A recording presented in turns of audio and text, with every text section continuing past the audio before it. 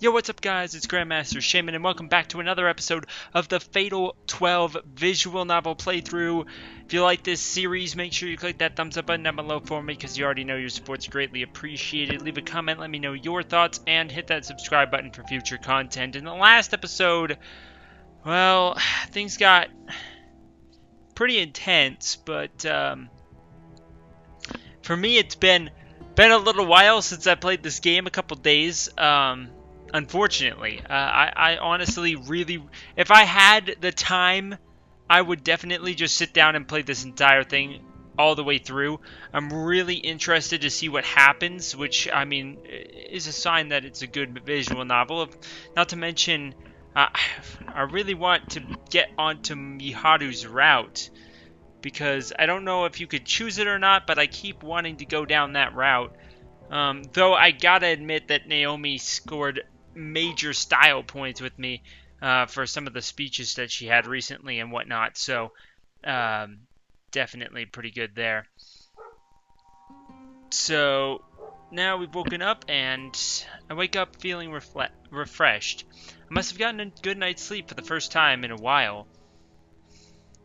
Keiko has been eliminated, but I don't feel sad about it, just empty.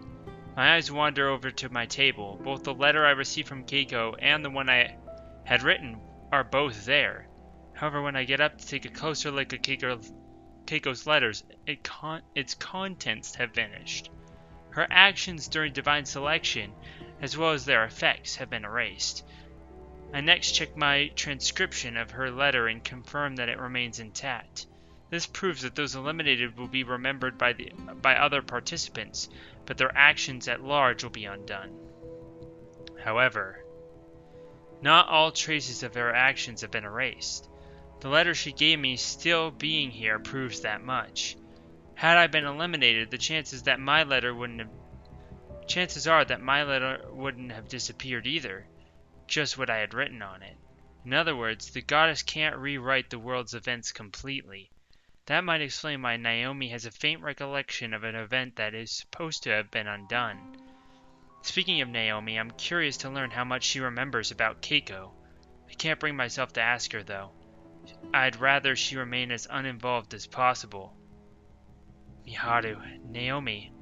I end up shouting their names without thinking. I can't help myself, considering the circumstances. I grit my teeth and get ready to rush off to school. It makes sense that she'd be so really worried about her. Oh, I come across Naomi right as I arrive at the school gate. It's a bit awkward seeing her now, after what happened last week. Regardless, I try and act as I usually would, and say good morning to her. Good morning. I'm ready to start preparing for the cultural festival today, so I have to come up with ideas for our signboard and decorations. Of course, I also plan on teaching everyone how to brew coffee. I can't say I'm too confident, but I'll do my best to teach them as well as you taught me. Promise me you'll visit our room during the festival? Of course I will. I notice a remarkable difference she's made between Saturday and now. She seems to have changed her hairstyle as well. I know, it's cute, but it kind of makes me a little sad because I feel like she changed her hairstyle as like a new beginning after, in a sense, being dumped by Rinka. Kind of. Did you switch contact lenses? I did. I actually want to make a switch for a while now. So my glasses breaking gave me an excuse to do so. She looks pretty decent without glasses, but I liked the glasses. I really feel like they suited her personality. After that exchange, we both make our way into the building separately. I can tell she's tiptoeing around what happened last week. I wonder how much she remembers, though.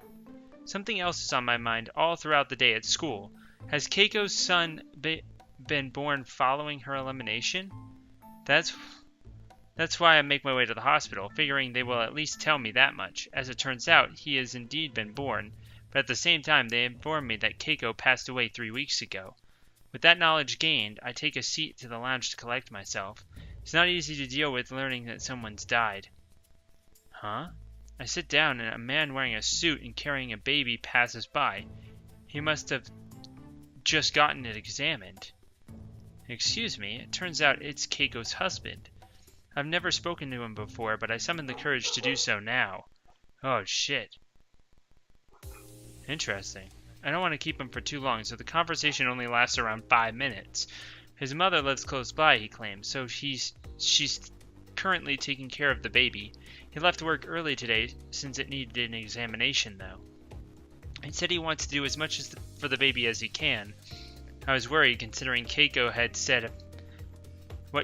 said about her mother-in-law wanting to name the baby a more trendy name, but she actually sounds like a nice lady. The baby's name, however, really takes me by surprise. Kamebuchi Haruki. No way! So it remained Haruki. He had ended up being given the name that Keiko wanted him to have. Keiko must have told her husband about the reason behind her name choice while she was still alive.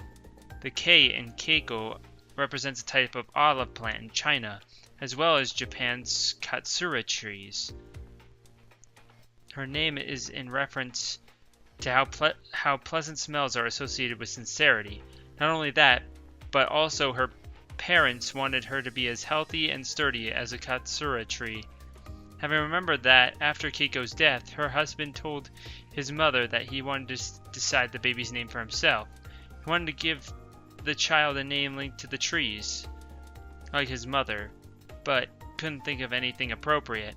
Because he wanted his son to be as straightforward and earnest, he decided to use a kanji for tree, and then added Haru at the beginning, since the child was born in spring. Yeah, that makes sense. Ki Haru. Yep. Haruki. Spring tree, basically.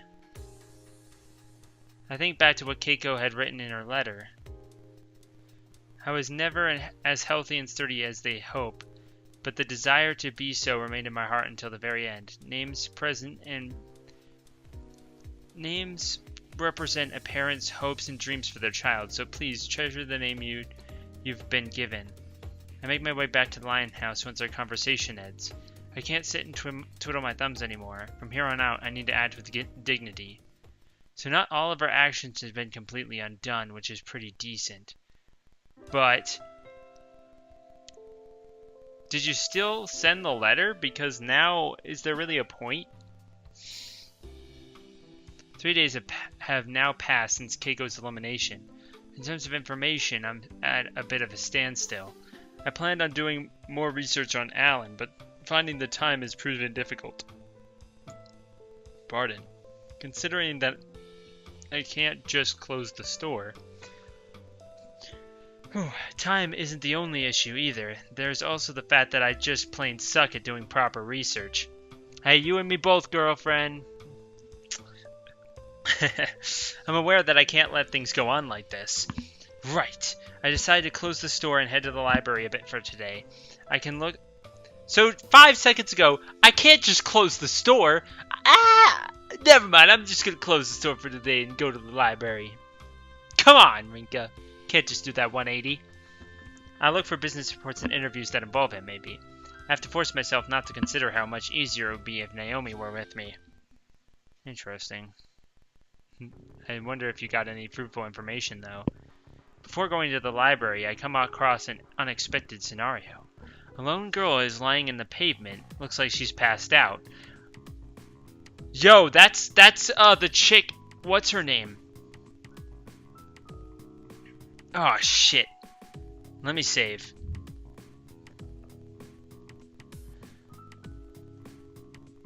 Yes.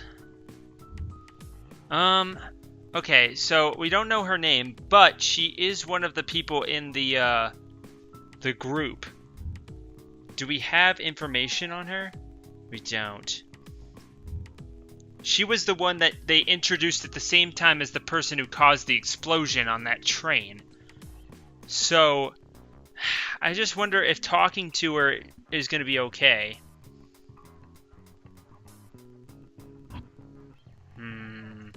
Because if I talk to her, it could be a trap. And she could take me by surprise, essentially. But if I leave her be, that's kind of a dick move. And I don't feel like Rinka would do that. Let's talk to her. Pardon? I tap her on the shoulder and call out with concern in my voice. Huh? She reacted my voice, so I know she's conscious at least. At first I thought I'd have to call an ambulance, but it looks like there's no need. She probably is unconscious, like sleeping. After a while, she turns to look at me. I feel myself turn pale as her face is revealed by the sunlight. I'd seen her 3 times, not just anywhere, but in the dream world at the Court of Fate. This is numeral 10. Okay, 10. Why are you here? Don't tell me you know my name as well. If that's the case... Why would you say that? I'd be like, oh, glad you're awake. Okay. No going to sleep in the middle of the street. I got some work to do. I'll see you later. That's what I would have done. But, I mean, this is Rika, so it makes sense.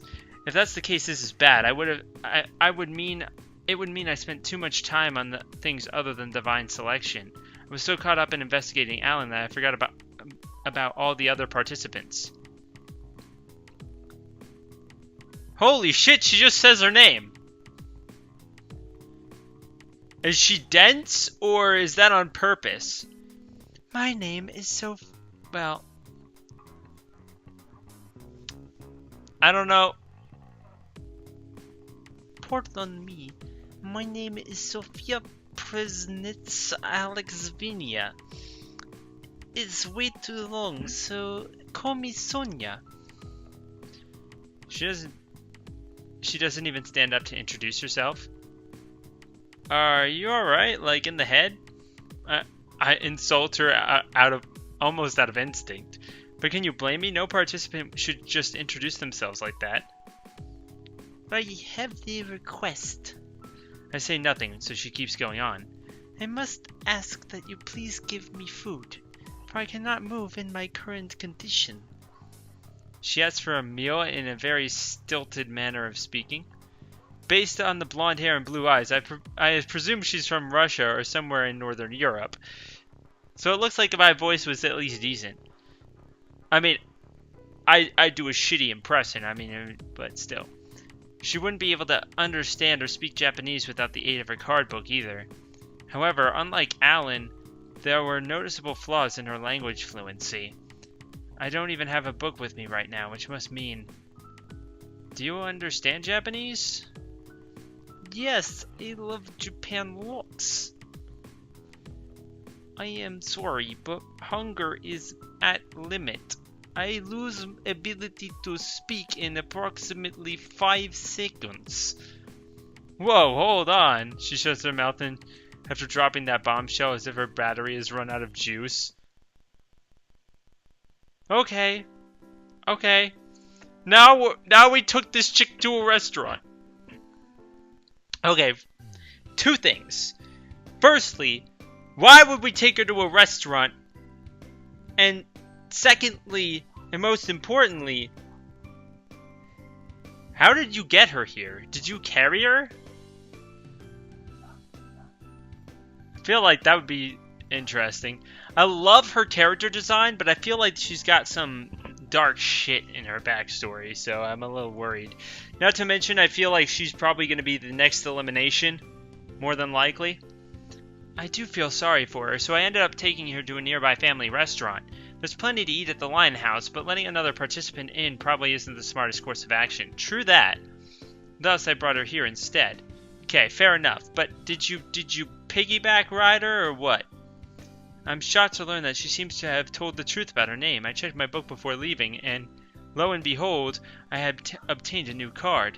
She hadn't uttered a single word after her food-related shutdown, so I ordered her some spaghetti bolognese and Salisbury steak.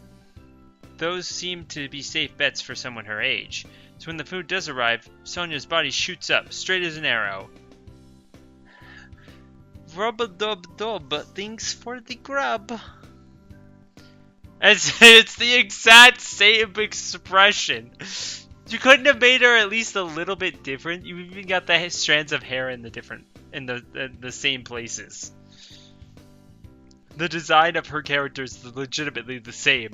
They probably just made her character model and then bam, background. Stick that there, put some shadow. Gotta admit the shadow's pretty decent. You can tell that a shadow's right by where she is. I thought you were unable to speak. She ignores my reaction and proceeds to dig in. She's got the fork. I love the giant stars in her eyes. Totally anime related. I figure she'll go hog wild, but nope. She takes the time to wrap the pasta around her fork. She even uses the knife and fork to cut the Salisbury steak. She even finishes off all the corn that comes on the side without issue. What's more, she eats all the pasta without splashing any sauce. Hard to believe that someone who has collapsed from hunger can be such a dainty eater. Delicious! Japanese food is truly exquisite. Thank you for saving me from my death by starvation. I'm pretty sure we were told that we can't die outside of being eliminated. I wonder what had happened if I ignored her. No point in thinking about it, I guess. Chances are someone else would have done the same thing I did. I'm curious to find out, to see what would have happened also. You know what I mean? Like, what would have happened if we passed by her? So I think I'm going to save that save data for later. The big city might be somewhat heartless, but I doubt people would be willing to ignore a child who collapsed in the street. Now that you're revitalized, it's time to tell me about you. Call me Sonya. I apologize for the blunt request, but looks like she can use some more difficult words after all. I brought my book along, and her bag looks like it can fit hers, so right now we should have both of them with us. Despite that, her stilted speech remains. She really must be speaking Japanese all on her own. If I were speaking Russian, then the book would translate it into fluent Japanese. If she were speaking Russian, then it would translate it to fluent Japanese for me. Yes. It seems that I happen to still be hungry. Could I mayhap order something else?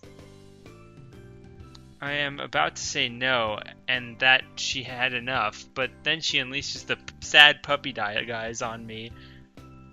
Alright, fine, but only something small, okay?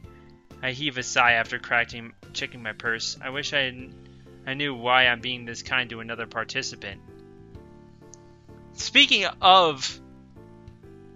Well, I mean, I guess you wouldn't get your money back. But... Still... I feel like people's perceptions would be changed. Like, to them, in this situation, you're eating all of this food by yourself if she gets eliminated, which she probably will get eliminated next, I'd assume. Which is why they threw Sonya here. I assume that the chick that caused the explosion will be one of the last ones that she encounters. Just because of how convenient that is. She probably even knows Rinka's cause of death. She struggles to contain her excitement at the menu options. This is my first time coming to a family restaurant. There's so much that I don't know what to choose. From Western to Japanese to Chinese, they even have borscht. Now I think I am curious about Japan's take on my homeland's food. Your wording sure gets weird sometimes. So I take it you're Russian? I am. Technically, borscht is from Ukraine, but it is also Russian cuisine staple. How could you be this excited over a family restaurant then? I'm fairly sure they exist in Russia as well. I rarely get to leave my house, you see.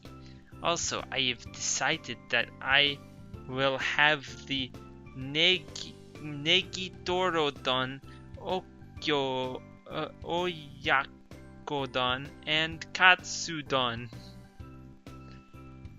Not going for the borscht, huh? Hang on, are you sure about this? You're gonna get a ton of rice. Wait, no, I don't remember saying you can get 3 more entrees. Am I not allowed? She tilts her head and rubs her stomach. Just make sure you eat all of it. Sonya watches with starry eyes as I press the buzzer that summons the waitstaff. Guess she never seen that either. I can't help but sigh in disbelief at how big of a pushover I am while she happily eats her bowls of food. I really am an easy target, aren't I? It could all be part of her plan, too. Yeah, see, I'm worried about that. She uses the fact that she's a kid to lure me into a false sense of security and then takes advantage of it and get all sorts of info out of me. See, I can see that. I mean, yeah, she doesn't give off that impression, but I mean, you should know. You should have know enough television shows and stuff to believe it. You know what I'm saying? Granted, I don't see that impression from her whatsoever, especially when she's the one who revealed her own information to me. I sigh again, this time in regards to how confusing the whole situation is. My head hurts. Phew, now I am stuffed. Thank you for the food. She cleaned out all 3 bowls without skipping a beat. You can use chopsticks too? I feel like she would have figured that out later, or earlier, but...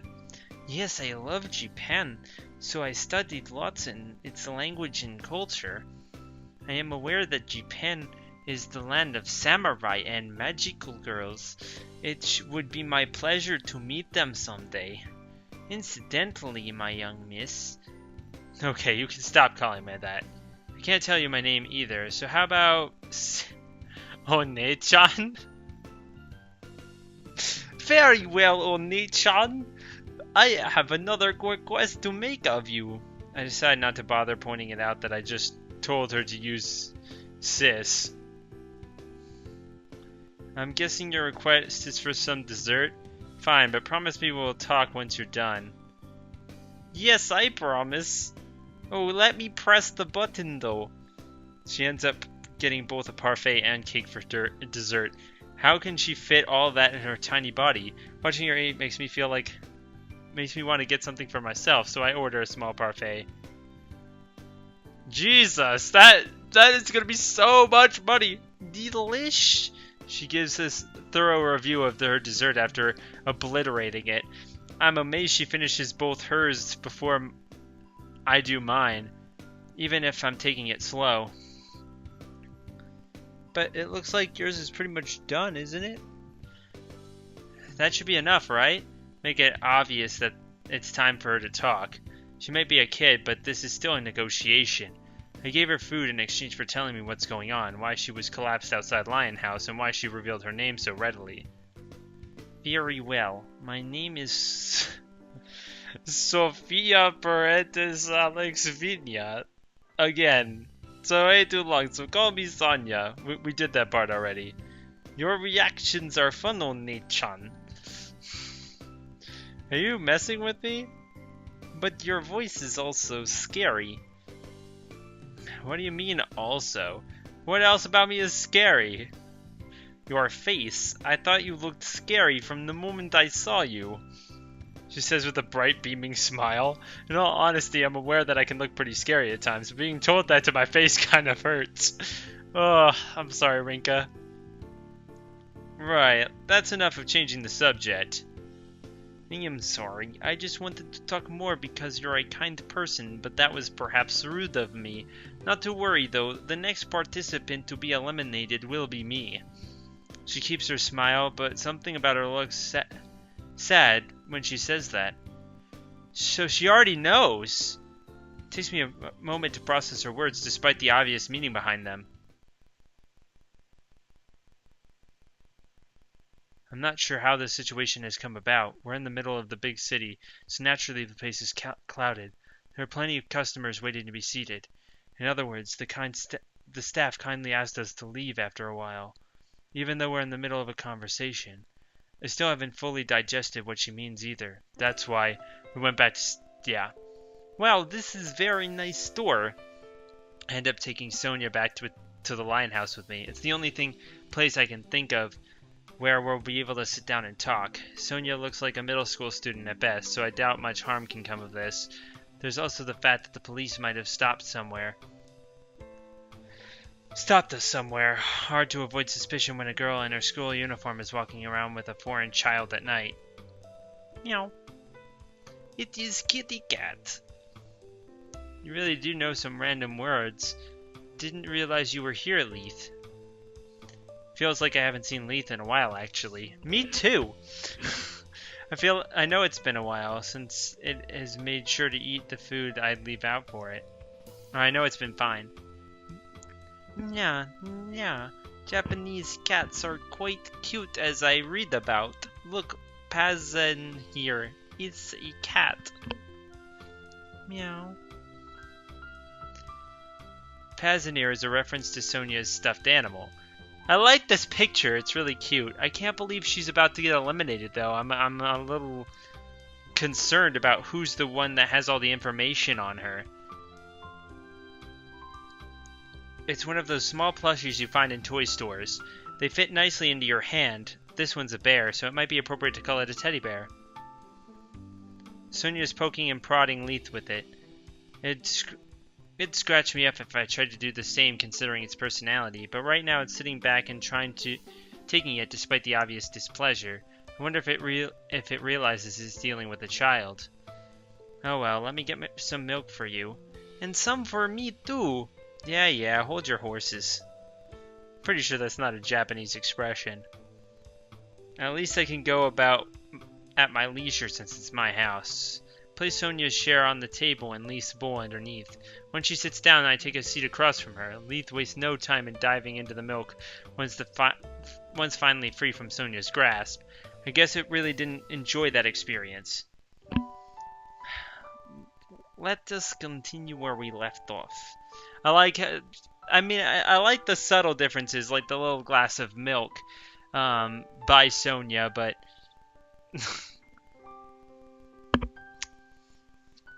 she places both hands on the glass and takes a sip. You can tell she was raised as a proper lady based on how she handles things like that.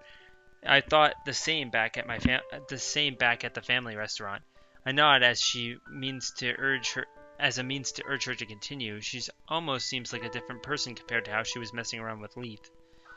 I meant what I said. You believe me, no? That's why you brought me here. I will tell you all about me. But first, I would like to please know, why did you believe me? Let's see, there's not much for you to gain by saying that after revealing your name to me. That, plus it didn't seem like you were fishing for info on me. It's not like I trusted her out of instinct, and certainly not because she's a kid. That's why I took a detour on our way back here. There could have been someone following on the off chance that she's cooperating with other participants, so I wanted to make sure that first. Sorry to say this, but I don't flat out sorry to say this, but I don't flat out trust you. Logic only dictates that you blah blah blah. Okay. I only trust in myself. Makes sense. Despite your appearance, you are a kind person. You could have left that first part out. Meow. Just as we were about to get into the thick of it, Leith meows and lies down underneath the table. I assume it feels satisfied after having its milk. Sonya watches it curl up with a smile on her face. We had the count in my house. It was too ill to leave, so it was one of my few friends. The others were books, the internet, and passes here. You see, my cause of death was illness. I can go into further detail if you wish. That's right. I'd rather hear more about you. Keep going. Well, not enough to create a new card. I still have to listen to her life story instead. The fact that she's telling me this is she's fine with revealing her cause of death. She really is convinced that she will be the next person eliminated, but why? Much like you, divine selection has given me another brief chance to live my life. I told Papa and Mama about it, and they became convinced that when they realized I was feeling much better than usual. However, my condition will likely be the way it was before, even if I do survive these 12 weeks. I won't make it much longer either way. Damn. That's true, though. It probably will return back to the way that it was. So, either way, she's gonna die. Oh, that's such a sad way to... Oh. Damn it. I wonder if she believes that maybe Rinka is the one that she wants to put her trust in. Kind of like... either that or she just happened upon her. So you don't think surviving would cure you of your condition? That is what I believe. That's a fair assumption. That's why I don't mind losing. So long as I can experience as much of the outside world during this time as I can, I am happy. From what I learned about the world at home, Japan caught my interest the most. That is why I wanted to experience its culture, not the ninja and samurai, but Japan as it is now. I was rather excited when I obtained my card book. Japanese anime holds a special place in my heart, and in one magical girl anime, the girl transformed and fought using a book and cards similar to these. Okay, if it was just cards, it would be Fate Caliad, for sure. But book and cards? What is that? Is that lyrical something Nonaha or whatever the frick it's called? I haven't watched that one, but I'm trying to think of what anime she's referencing. Because if it was just cards, it would totally be like Fate Caliad. That would be the first thing that I would think of anyway. But the fact that she also uses a book definitely leaves me a bit confused as to which one she's talking about. Not being able to experience the outside world is my regret. That's why I want to do so now. Her words trigger my own book lighting up, creating a new card. Sonya smiles as she sees that happen, but unlike her smile in the family restaurant, there's an echo of sadness within it. Her childlike innocence clashes heavily with her mature realization that she is just a step closer to being eliminated. After observing the situation for a while, we decided to take a trip. After observing the situation for a while, we finally decided to take a family trip to Japan together. Papa and Mama may forget about the trip once I am eliminated, but at the very least, I want to make the most of my remaining time. You're alone right now, so I assume something happened with them? That is right. We were observing the situation. Those with my name card were also watching us. They had set a trap for us the moment we landed by means of our taxi. A trap? Yes, they posed as taxi drivers and threatened to kill Papa and Mama if I didn't tell them my information. The worst possible situation springs into my mind when I hear that.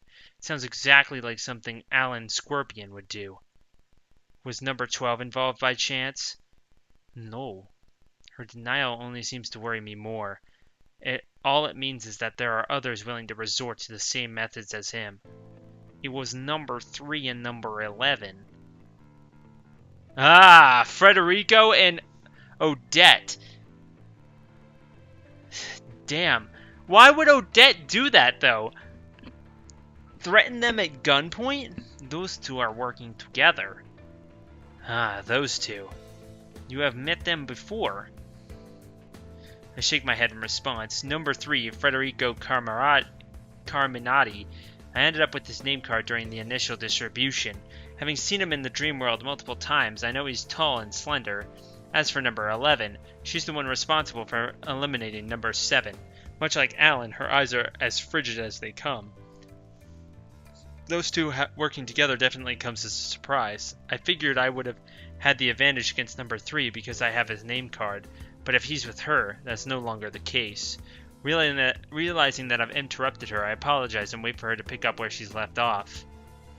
I told them everything to save Papa and Mama, but the man said it wasn't enough. He wanted to know about the other cards I held too. I happened to have one of number 11's cards, her regret card. So I looked her in the eye and said that I could tell him, but it would lead to bad results for them.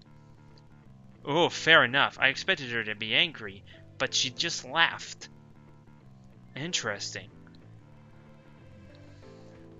Damn, she's got more guts than that old geezer despite her age. That's what oh, she's probably... Damn, she's got more guts than that old geezer despite her age. That's what I'm talking about. I can't believe Sonya threatened me, you know? Geez, if she wants to see the world, maybe I'll let her after showing that kind of bravado. Say what you will, but I like this kid. Number 11 was apparently full of cheer as she praised Sonya for her rebellious act. She had a condition, though.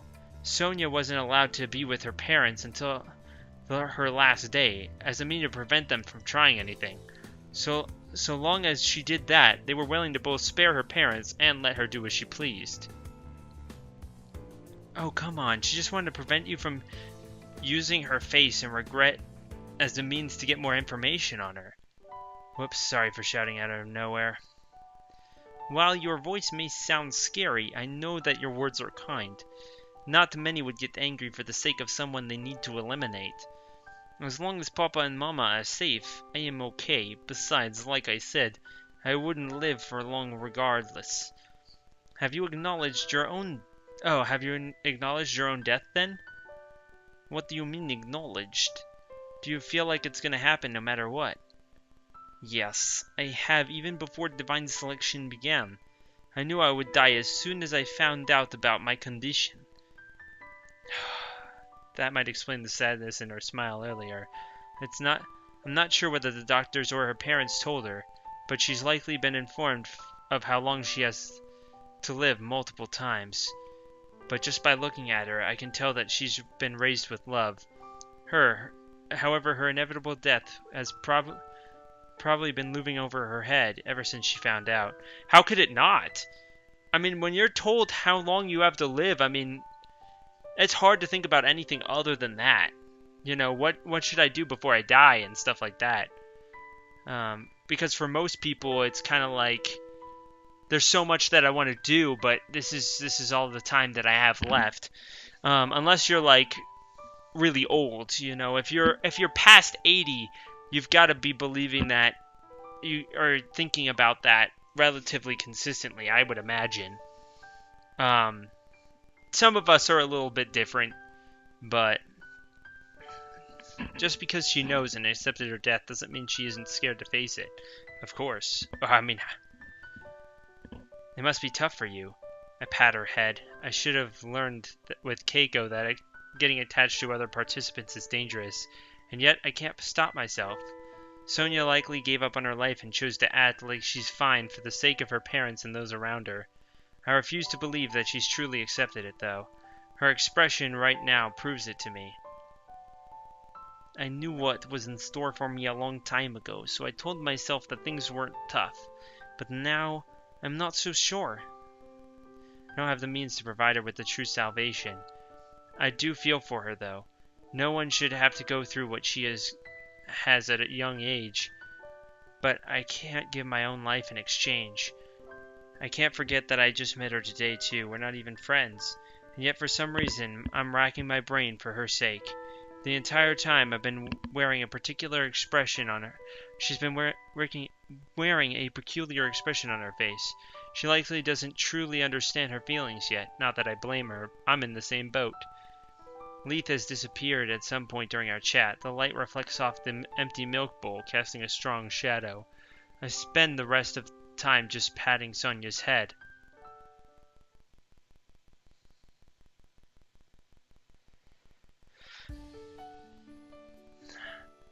Good morning!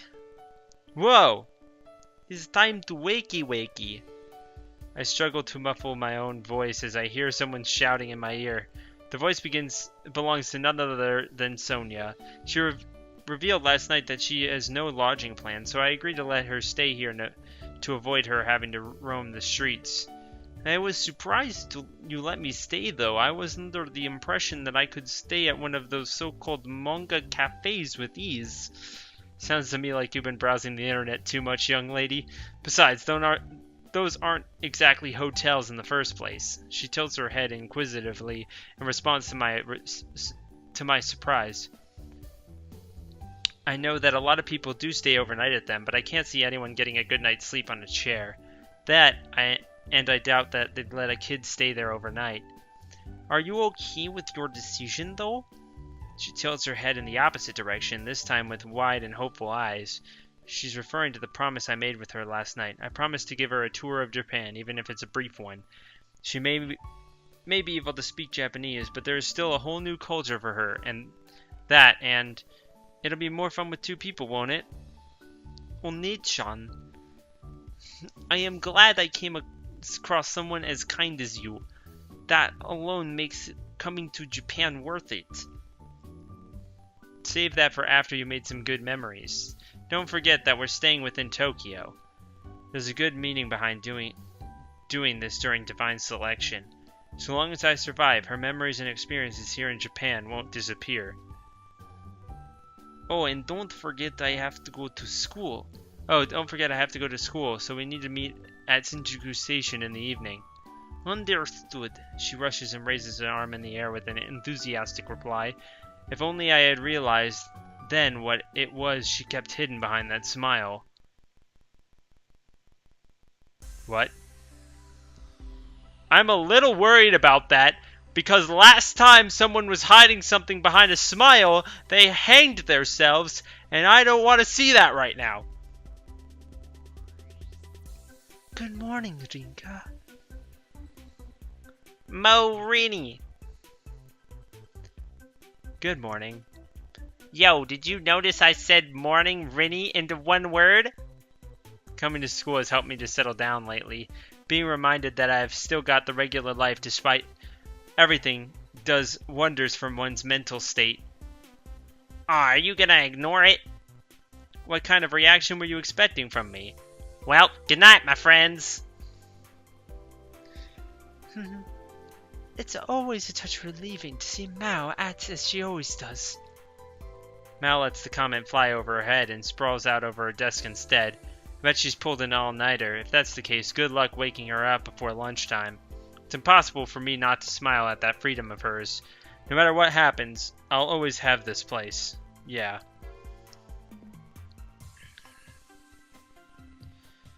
Screw lunch. I'm tired. So go back to sleep. Back to sleep I go. Well then, we may as well go up to the rooftop. Yeah, what have you been up to that makes you look this tired, though? I stayed up watching a drama because they were airing the whole thing at once online. By the time it was over, there was the sun. Wait, so you didn't get any sleep at all? That's why I'm sleeping now. Yeah, she's out of the game. Miharu seems to be thinking the same thing. Oh man, wait, I'm alone with Miharu? I don't know if that's a good or a bad thing. When was the last time the two of us managed to get time alone like this? We make our way to the top of the up to the rooftop after buying lunch. Miharu is eating light as usual. Today it really is one of those perfect days for sitting up here, and yet the fact that we were the only ones doing it proves that we really are avoided by others. To be honest, I feel like that's more of a blessing than a curse these days. I have to admit, I am happy that we can still spend time together like this, even while divine selection is happening. She accompanies her comment with the usual charming smile of hers. Okay, we're at this decision time. This is where I'm going to leave that one. I'm going to do this in slot 2 just to see what that happens. But that's about all the time we have for this episode, so make sure to click that thumbs up button down below for me if you haven't already, because you already know it's greatly appreciated. Let me know in the comment section your thoughts on the visual novel so far. And, of course, hit that subscribe button if you haven't already, because that is where you get all the notifications when new videos are posted. And we'll see you all next time.